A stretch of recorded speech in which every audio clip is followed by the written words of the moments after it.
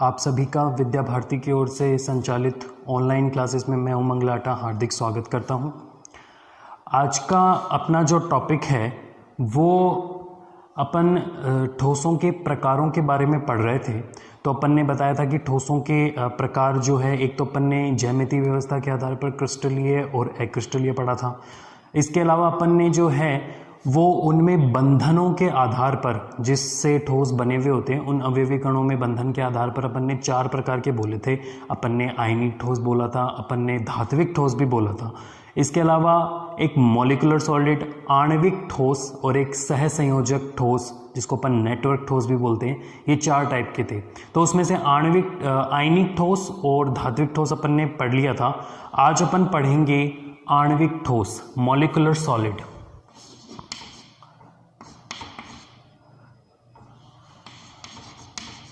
आणविक ठोस, molecular solid.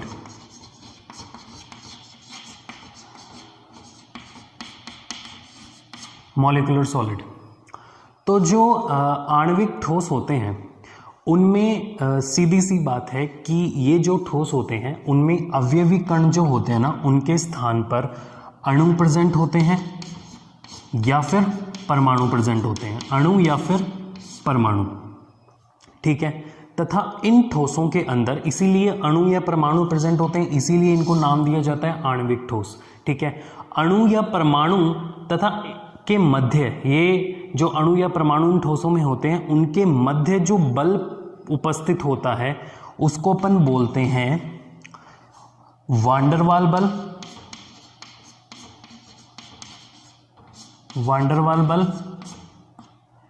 या फिर एक हाइड्रोजन बंध या हाइड्रोजन बंध युक्त बल। ये 2 प्रकार के बल इसमें उपस्थित होते हैं, वांडरवाल बल और हाइड्रोजन बंध युक्त बल। ये इतनी ज्यादा प्रबल नहीं होते, दुर्बल प्रकृति के बल होते हैं मोस्टली वांडरवाल बल, ठीक है। वांडरवाल बल आप 11वीं में पढ़ चुके हो, एक भौतिक प्रकार का बल है, भौतिक बल है जो अणुओं के मध्य प्रेजेंट होता है, जिसके कारण वो एक दूसरे को बांधे रखता है, ठीक है। अच्छा, तो इन्हीं 2 बलों के आधार पर, वांडरवाल बल और हाइड्रोजन बंध युक्त बल के आधार पर जो है आणविक ठोसों को और 3 भागों में विभाजित किया गया है। आणविक ठोसों को और 3 भागों में विभाजित किया गया है। कौन कौन से हैं वो 3 भाग? देखो, पहला है अध्रुवीय आणविक ठोस, अध्रुवीय आणविक ठोस। दूसरा है ध्रुवीय आणविक ठोस, और तीसरा है हाइड्रोजन बंध युक्त, जो हाइड्रोजन बल प्रेजेंट होता है जिनमें, हाइड्रोजन बंध युक्त आणविक ठोस। तो ये 3 प्रकार के ठोस हैं, एक तो है अध्रुवीय आणविक ठोस, दूसरा है ध्रुवीय आणविक ठोस और तीसरा है हाइड्रोजन बंध युक्त आणविक ठोस, ठीक है। अब अपन एक एक करके इनको पढ़ेंगे, ठीक है। तो सबसे पहले जो अध्रुवीय आणविक ठोस हैं वो क्या होते हैं, ठीक है। अध्रुवीय आणविक ठोस एक्चुअली इन ठोसों के अंदर, एग्जाम्पल से समझते हैं। एग्जाम्पल इस ठोस के होते हैं जितनी भी हैलोजन गैसेस हैं वो सारी, जैसे फ्लोरीन, क्लोरीन, ठीक है, आयोडीन एटसेट्रा। इसके अलावा कार्बन टेट्राक्लोराइड, इसके अलावा जो अपनी ऑर्गन है ना, जिनॉन है, जितनी भी नोबल गैसेस हैं वो सारी इसके एग्जाम्पल होते हैं। अब बात आती है कि इस अध्रुवीय वर्ड का मतलब क्या होता है। ये सारे इसके एग्जाम्पल कैसे हुए, अध्रुवीय वर्ड का मतलब कैसे होता है, ठीक है, क्या होता है, तो अपन समझेंगे। देखो, अध्रुवीय वर्ड है, ध्रुवीयता से मतलब है। ध्रुवीयता मतलब इन यौगिक इन ठोसों के अंदर या इन जो कंपाउंड्स हैं इनके अंदर ध्रुवीयता अब्सेंट होती है। ठीक है, ध्रुवीयता आपने 11वीं क्लास के अंदर पढ़ी थी कि कोई कंपाउंड कम ध्रुवीय होते हैं, कुछ ध्रुवीय होते हैं, जैसे जल जो है वो ध्रुवीय यौगिक है। ठीक है, इसके अलावा ये जो है वो अध्रुवीय यौगिक है, इस तरह से। ठीक है, ये जो ठोस होते हैं ना उनमें दुर्बल वांडरवाल बल प्रेजेंट होता है, इसीलिए ये दुर्बलतम ठोस होते हैं। ठीक है, इनमें दुर्बल वांडरवाल बल प्रेजेंट होता है। दुर्बल वांडरवाल बल, मैंने वांडरवाल बल बताया था, और वांडरवाल बल दो प्रकार के होते हैं, एक तो होता है परबल और एक होता है दुर्बल। तो इनमें दुर्बल वांडरवाल बल प्रेजेंट होते हैं, जिनको अपन एक और नाम देते हैं लंदन बल, लंदन बल या लंदन फोर्स। लंदन नाम के साइंटिस्ट ने इसको दिया था, that's why we called it London बल। ठीक है, ये दुर्बल वांडरवाल को ही अपन लंदन बल बोलते हैं। ठीक है, इसी के अलावा ये जो ठोस होते हैं इनमें द्विध्रुवीय अन्योन्य क्रियाएं नहीं होती है। ये जो ठोस होते हैं वो निम्न ताप पर सॉलिड फॉर्म में होते हैं, जैसे बर्फ होती है या ठोस, निम्न ताप पर, अत्यंत कम ताप पर ये ठोस अवस्था में पाए जाते हैं। ठोस अवस्था में पाए जाते हैं इसीलिए ये वैद्युत के कुचालक होते हैं। ठीक है, ठोस अवस्था में पाए जाते हैं इसीलिए ये वैद्युत के कुचालक होते हैं। ठोस अवस्था में ये ठोस विद्युत के कुचालक होते हैं निम्न ताप पर। जब टेम्परेचर को इंक्रीज करते हैं, जैसे रूम टेम्परेचर 25 डिग्री सेंटीग्रेड के ऊपर, 25 डिग्री सेंटीग्रेड के ऊपर ये जो ठोस हैं वो क्या होते हैं, द्रव या फिर गैस अवस्था में पाए जाते हैं। जो भी इनकी नॉर्मल अवस्था होती है, द्रव या फिर गैस अवस्था में पाए जाते हैं। ये सारे जो ठोस हैं वो रूम टेम्परेचर के ऊपर या फिर और टेम्परेचर इंक्रीज करने पर द्रव या फिर गैस अवस्था के अंदर पाए जाते हैं। ठीक है, लेकिन ये जो ठोस हैं वो ध्रुवीय विलायकों में विलय नहीं होते। ध्रुवीय विलायक जैसे जल, अपन ने आयनिक ठोसों के अंदर पढ़ा था कि जल एक ध्रुवीय विलायक है। ध्रुवीय विलायक कैसे है वो मैं आगे बताऊंगा। ध्रुवीय ठोस के अंदर अपन जल को एग्जाम्पल लेंगे।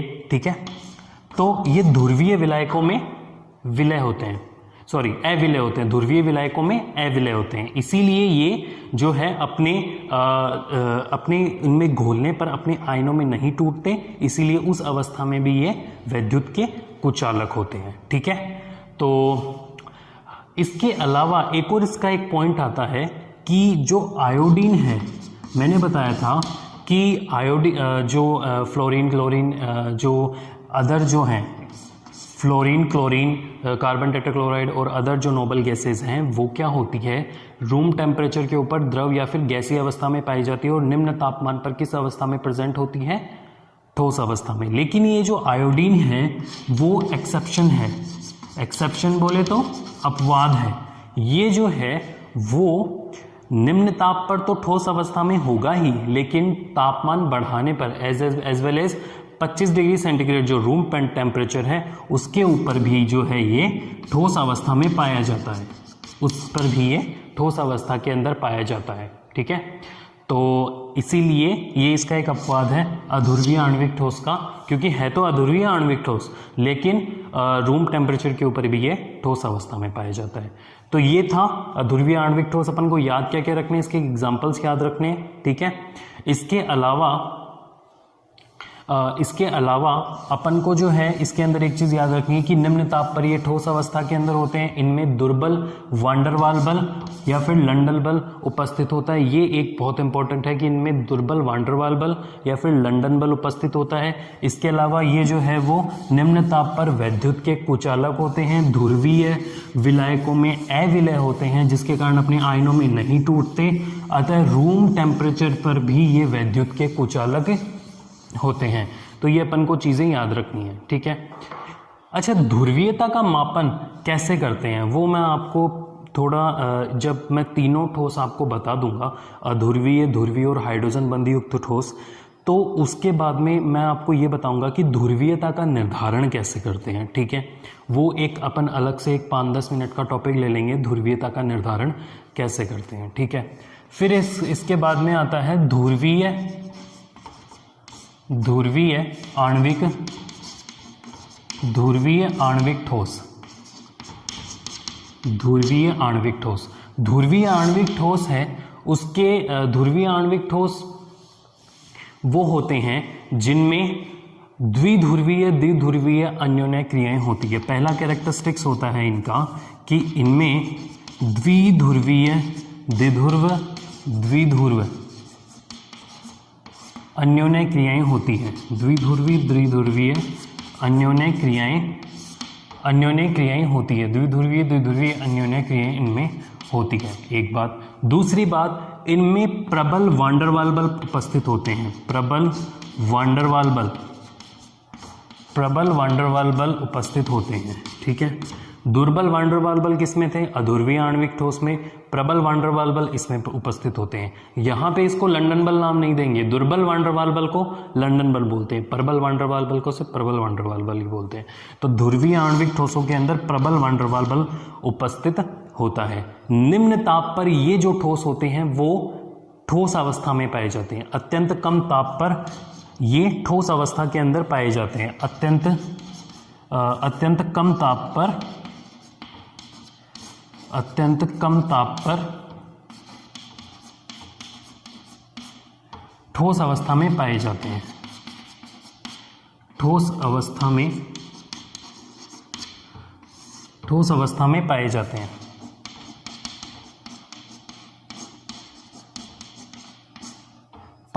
हैं। ठीक है। अत्यंत कम ताप पर ये जो है वो ठोस अवस्था के अंदर पाए जाते हैं। अच्छा, ये जो ठोस होते हैं ना, उनका जब अपन रूम टेम्परेचर पे आएंगे ना, जब इन ठोसों के अंदर अपन रूम टेम्परेचर के ऊपर आते हैं, रूम टेम्परेचर के ऊपर ये जो ठोस हैं वो अपनी जो स्टेट है, मे बी ठोस अवस्था से इतर ये द्रव अवस्था के अंदर भी आ सकते हैं और ये गैस अवस्था के अंदर भी या गैसेस स्टेट के अंदर भी आ सकते हैं। It can be come into the liquid form और it can be gas form, ठीक है, दोनों में से आ सकते हैं। अच्छा, ये जो ठोस होते हैं ना, वो ध्रुवीय विलायकों में विलय होते हैं। ध्रुवीय विलायकों में विलय होते हैं। ये जो ठोस है वो ध्रुवीय विलायकों में विलय होते हैं। जैसे जल ध्रुवीय विलायक है तो उसमें ये जो ठोस है वो विलय होते हैं, ठीक है। तो ये ध्रुवीय विलायकों में विलय होते हैं। इसके अलावा ध्रुवीय विलायकों में विलय होने के कारण ये अपने जलीय विलयन के अंदर क्या होते हैं? विलय हो गए। दैट्स वाई ये आयंस में टूट जाते हैं, ठीक है। अपन इस चीज को समझते हैं, डायग्राम से मैं समझाता हूं। इस चीज को अपन डायग्राम से समझते हैं कि जो ध्रुवीय आणविक ठोस हैं वो जो है ध्रुवीय विलायक, जैसे जल के अंदर विलय होते हैं। ध्रुवीय आणविक ठोस के एग्जाम्पल जैसे HCl इसका एक एग्जाम्पल होता है, ठीक है। SO2 इसका एक एग्जाम्पल होता है, सल्फर डाइऑक्साइड, ठीक है। तो ये जो ठोस है ये ध्रुवीय विलायकों, जैसे ध्रुवीय विलायक जैसे H2O उनमें विलय होते हैं, ठीक है। जैसे अपन ने एक बीकर लिया, उसके अंदर अपन ने क्या भरा? H2O, ठीक है। उसके अंदर अपन ने HCl डाला तो यह अपने आयंस में टूट जाएगा और जब आयंस में टूट जाएगा तो इसमें विद्युत धारा का प्रवाह होगा और ये विद्युत का सुचालक होगा। एग्जाम्पल ध्रुवीय आणविक ठोस के SO2, HCl, इसके अलावा CHCl3, ठीक है, क्लोरोफॉर्म, ये सब इसके एग्जाम्पल होते हैं। ये CHCl3 क्लोरोफॉर्म, ठीक है, एग्जाम्पल अपन को ध्यान रखना है।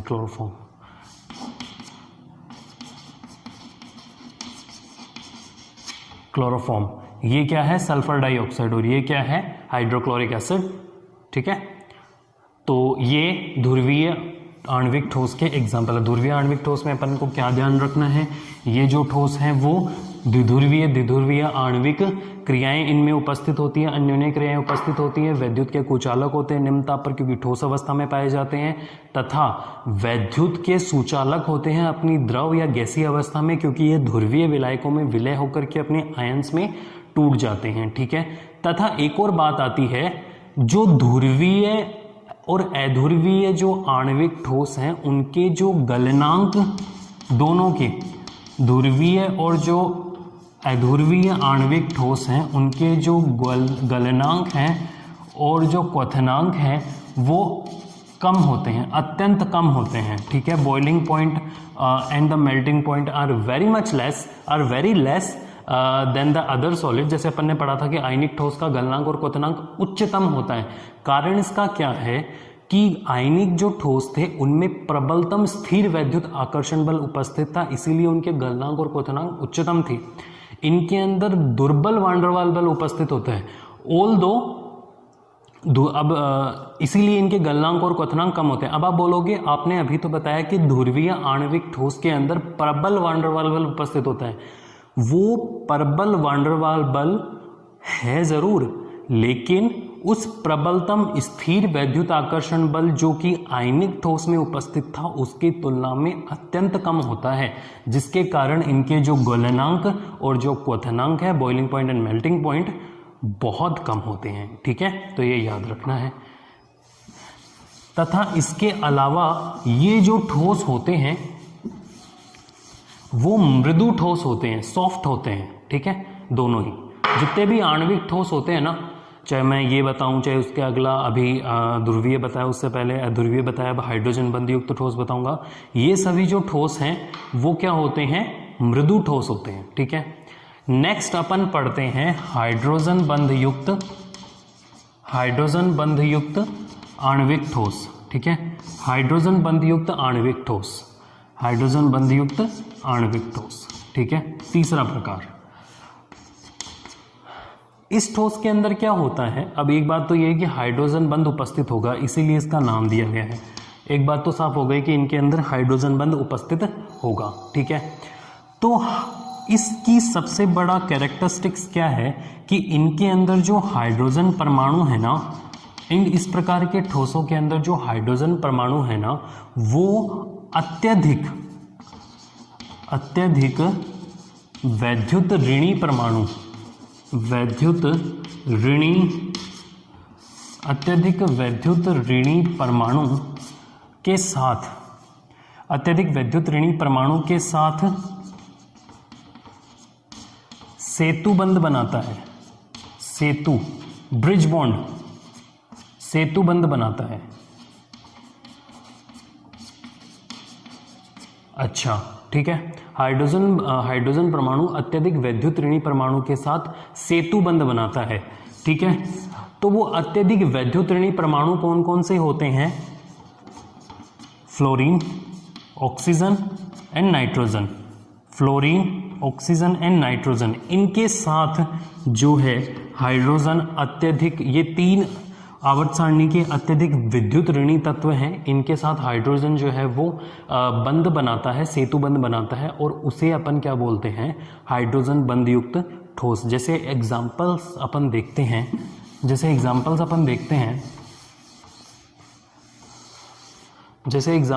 एक दो देख लेते हैं। जैसे हाइड्रोजन परमाणु, ठीक है, ये फ्लोरीन के साथ में बंध बनाएगा, हाइड्रोजन फ्लोराइड, ये एक एग्जांपल इसका। दूसरा है जल, इसमें हाइड्रोजन जो है वो ऑक्सीजन के साथ में बंध बनाता है। तीसरा अमोनिया। ठीक है, तो ये तीन इसके बहुत इंपॉर्टेंट एग्जांपल होते हैं, हाइड्रोजन फ्लोराइड, हाइड्रोजन ऑक्साइड इसको वैसे बोलते हैं। ठीक है, तो ये जल के साथ में, और ये अमोनिया, ये तीन जो हैं वो हाइड्रोजन बंध युक्त ठोसों के एग्जाम्पल होते हैं। ठीक है, अच्छा, तथा ये जो ठोस होते हैं ना, ये वही कम ताप पर, सेम आणविक ठोस जो होते हैं जितने भी होते हैं मृदु ठोस होते हैं, कम ताप पर यह भी क्या होते हैं, ठोस अवस्था के अंदर पाए जाते हैं। कम ताप पर, एट लेस टेम्परेचर ये भी जो है वो ठोस अवस्था के अंदर पाए जाते हैं। जैसे ही टेम्परेचर बढ़ाओगे या द्रव या फिर गैसीय अवस्था के अंदर आ जाएंगे, सिंपल सी बात है, तीनों के अंदर एक ही गाथापन गा रहे हैं। ठीक है, अच्छा, वैद्युत के कुचालक होते हैं कम ताप पर, क्योंकि ठोस अवस्था में है। ठीक है, लेकिन जब टेम्परेचर बढ़ाया तो ये द्रव अवस्था के अंदर आ जाएंगे। जैसे ही टेम्परेचर बढ़ाया तो ये फिर द्रव या फिर गैसीय अवस्था के अंदर आ जाएंगे। ठीक है, द्रव या फिर गैसीय अवस्था के अंदर आ जाएंगे। अब क्या होता है, इस द्रव या फिर गैसीय अवस्था के अंदर ये जो है, ये हाइड्रोजन बंध युक्त जो आणविक ठोस हैं, उनको अगर अपन NaCl के विलय में घोल दें, NaCl के विलयन में घोल दें, तो ये अपने आयनों में टूट करके वैद्युत की चालकता प्रदर्शित करते हैं और वहां पर ये वैद्युत के चालक हो जाते हैं। NaCl के अंदर ये जो है अपने आयनों में टूटकर विद्युत की चालकता प्रदर्शित करते हैं। तो अपन ने बताया, तो अपन के स्टडी के अकॉर्डिंग सिर्फ अध्रुवीय ठोस दोनों ताप पर विद्युत के कुचालक होते हैं, बल्कि ध्रुवीय जो आणविक ठोस हैं वो कम ताप पर विद्युत के कुचालक, जबकि टेम्परेचर इंक्रीज यानी कि रूम टेम्परेचर के ऊपर विद्युत के सुचालक, क्योंकि ध्रुवीय विलायकों में विलय होकर के अपने आयनों में टूट जाएगा। और as well as this hydrogen बंध युक्त जो आणविक ठोस हैं वो भी NaCl में घोलने पर आयनों में टूट के विद्युत की चालकता प्रदर्शित करता है। ठीक है, तो अगली क्लास के अंदर अपन जो ध्रुवीयता, कैसे अपन ने ध्रुवीय और अध्रुवीय और हाइड्रोजन बंध युक्त ठोसों को वर्गीकृत किया है, वो ध्रुवीयता में 5-10 मिनट बताऊंगा, और उसके बाद में सहसंयोजक आणविक ठोस अपन पढ़ेंगे। Thank you.